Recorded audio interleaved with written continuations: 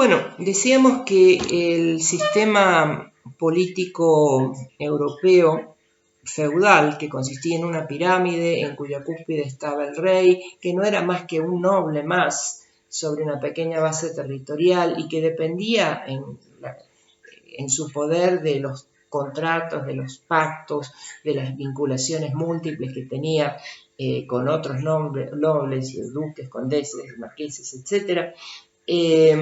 va a evolucionar. En general, la nobleza pierde un poco de poder. Pierde poder la nobleza, que fue un invento de finales del primer milenio durante el segundo milenio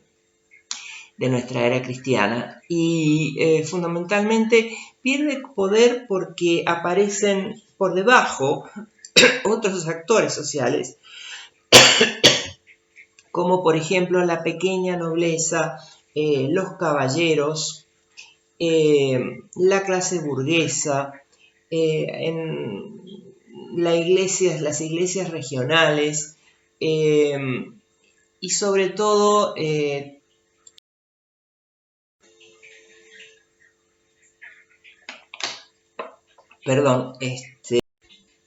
sobre todo un protagonista importante, que son las ciudades. Es decir, en el sistema estamental, que muchos llaman estado estamental, que es el que conformaría la segunda etapa de la Baja Edad Media, del final de la Edad Media, ya no hay una pirámide feudal en la cual hay un rey y abajo distintos nobles, sino que además de esto están las ciudades, las corporaciones de artesanos, los burgueses, los caballeros, nobleza pequeña, en fin, y sobre todo las ciudades, o aquellas ciudades que tenían carta de derechos políticos o identidades políticas que habían sido logradas a través de la historia, a través precisamente de todos estos conflictos. Todo título de nobleza, toda carta de independencia, toda carta de autonomía que se otorga a X, ya sea una persona, una corporación, una ciudad, normalmente estaba dada como premio a algún tipo de acción en un conflicto. Bueno, pero sigue, como dice Heller en la bibliografía que ha distribuido Matías, aun cuando acá el rey aparece en la cúspide de un sistema un poco más coordinado, que ocupa un poco más de territorio, que es un poco más complejo y diversificado, que es un poco menos intermitente y más continuo. No obstante esto, está muy lejos de ser lo que hoy nosotros entendemos como un Estado, que es básicamente una comunidad nacional que tiene ciertas raíces culturales, que ocupa todo un largo territorio, que tiene una cabeza y que está administrada de múltiples maneras. El fenómeno del origen del Estado aparece más o menos en finales del 1300, 1400, 1500, cuando todavía los nobles van a perder más y más poder, y donde por primera vez va a poder el rey, con la ayuda de los actores políticos inferiores, la burguesía, las ciudades, las corporaciones o guildas de artesanos, los pequeños nobles, etcétera, a veces los sectores de la iglesia, va a lograr expropiar poder político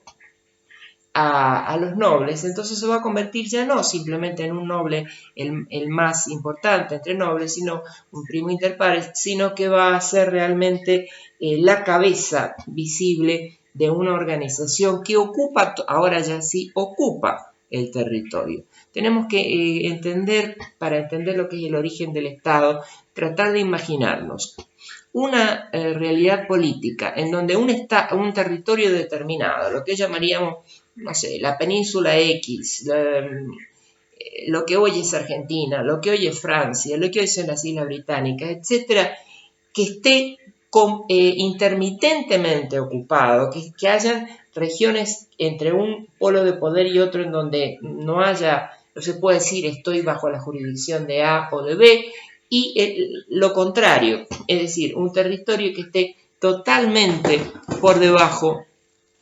de un mismo poder, un territorio integrado. De alguna manera, el Estado, hacia el 1400, lo que logra en Europa es que bajo el poder de un rey, todo un territorio separado de otros territorios por accidentes geográficos, por montañas, por océanos, por ríos, o lo que sea, todo está integrado, todo se reconozca como parte de una misma unidad, todo esté funcionando social, económica, políticamente, y responda a una misma cabeza. Ese fenómeno no se encontraba antes en la Edad Media, ciertamente no en la pirámide feudal, en el sistema feudal, pero tampoco en lo que se suele llamar Estado estamental o sociedad estamental. Esto, dice Heller por ahí,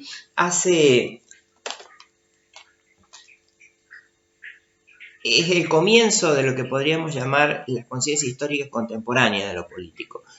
Nosotros no concebimos que un determinado territorio no tenga unidad. Pensamos que todos los Estados Unidos, por más que hayan desiertos, carreteras o lo que fuera, todos los Estados Unidos son una nación bajo una misma bandera, una misma Casa Blanca, una misma Constitución, una misma Corte de Justicia, etc. Y lo mismo con cualquier país, con Argentina. ¿Cómo logra el rey imponerse sobre los duques, los condes, los marqueses? Y bueno, a veces a través de negocios, a veces a través de casamientos, de vínculos familiares, a veces a través de guerras. Nosotros tenemos el caso en España, cuando a finales del siglo XV, la reina Isabel la Católica de Castilla se casa con Fernando de Aragón, o sea, dos pequeños feudos, y los unifican. Y inmediatamente anexan a los que están cerca e inmediatamente hacen la guerra a los que están al sur, ocupando el sur de la península ibérica, fundamentalmente a los moros, y los expulsan. Es decir, por algún momento, por múltiples razones, de estas entidades territoriales un poco desarticuladas y donde la figura del rey no era la más importante, de alguna manera el rey va a conseguir, o las monarquías van a conseguir la fuerza necesaria para imponerse sobre los que son inferiores y van a formar un territorio. Hay una cita de Heller que voy a leer, la estoy leyendo de un libro mío, no sé si la edición, yo tengo la edición del Fondo de Cultura Económica de Heller, página 145. La palabra Estado designa ahora una cosa totalmente nueva, porque a partir del Renacimiento y en el continente europeo, las poliarquías, es decir, las poliarquías es este fenómeno feudal de desintegración, de división del poder, que hasta entonces tenían un carácter impreciso en lo territorial, lo que acabamos de decir, y cuya coherencia era floja e intermitente, se convierten en unidades de poder continuas y reciamente organizadas con un solo ejército, unidades de poder continuas y organizadas con un solo ejército que era además permanente, una única y competente jerarquía de funcionarios y un orden jurídico unitario, imponiendo a los súbditos el deber de obediencia con carácter general. Aquí es como que se inventara la noción de súbdito de una nación, súbdito de un país, súbdito de un estado, súbdito de una corona. No es ciudadano porque no es una república, no tiene muchos derechos, pero está bajo, por eso se dice súbdito, de ahí el sub, el poder de una corona. Entonces dice una cosa nueva, un fenómeno nuevo, porque a partir del Renacimiento esas poliarquías de coherencia poca se convierten en unidades de poder, se unen por distintas fuerzas. Bueno, lo que hace la literatura, Heller y otros autores, es mostrarles a ustedes los distintos aspectos que hacen a la conformación de una monarquía estatal. Quiero aclarar que en esta primera etapa el Estado es monárquico y ese ser monárquico y autoritario, o bueno, podría tener otros nombres, absoluto, es lo que es el vínculo que lo une hacia atrás con la política feudal, que no reconocía ciudadanía, no reconocía derechos o muy pocos derechos, etc. Hacia adelante, el Estado cada vez más va a dejar de ser despótico, cada vez más va a dejar de ser absoluto y se va a ir constitucionalizando, se va a ir procedimentalizando, va a ir reconociendo derechos a sus habitantes y finalmente va a dejar de ser monárquico y se va a llamar república o algo por el estilo. Esto no quiere decir, por supuesto, que no hayan grandes áreas en las cuales la juridicidad del Estado no existe aún en nuestros días, pero es otra historia. Esto nos va a permitir luego calificar a los estados como completamente republicanos o como completamente de derecho y aquello que no lo son. Bueno, vamos a reconocer lo que sería el punto fundamental. El primer punto: el monarca se identifica con el Estado o comunidad política y concentra progresivamente todo el poder político que ejercerá, con límites laxamente definidos. El rey de todo un territorio nacional se vuelve soberano, y al volverse soberano, porque está por sobre todos, como que crea un atributo fundamental de la noción de Estado, que es el de soberanía. Potestad soberana. Juan Bodino, un autor francés del siglo XVII, finales del siglo XVI, es el que, quiero ver la fecha de Bodino para no darla mal, pero no la voy a encontrar en este momento. Bueno, es el que en su libro, su obra Los 6 libros de la República, también me quedó ver que ver el título, Los 6 libros de la República, va a decir que lo importante, el fenómeno de la política, es que alguien esté por sobre todos y que todos seamos súbditos de algo. Una unidad de poder, ese es el primer fenómeno. El monarca se identifica con el Estado y el Estado es soberano en el Estado y el Estado es soberano. Quiere decir que es autónomo, que es independiente de otros estados y que por supuesto dentro de sí tiene un soberano que ejerce todo el poder.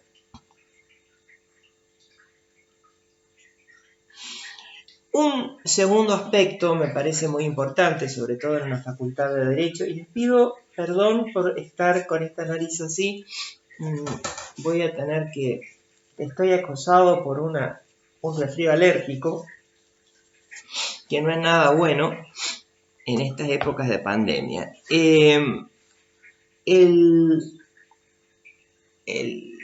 Para la perspectiva jurídica y la perspectiva política, no jurídica, es muy importante entender que esta nueva entidad que se ha formado como soberana, con la política en su estado más puro, como poder, pero un poder dentro de una estructura territorial, etc., que inmediatamente apela al derecho y va a adoptar ciertas características jurídicas para precisamente preservar su continuidad política, su coherencia política, su extensión político-territorial, etc. Y de esto nos vamos a referir en el siguiente video.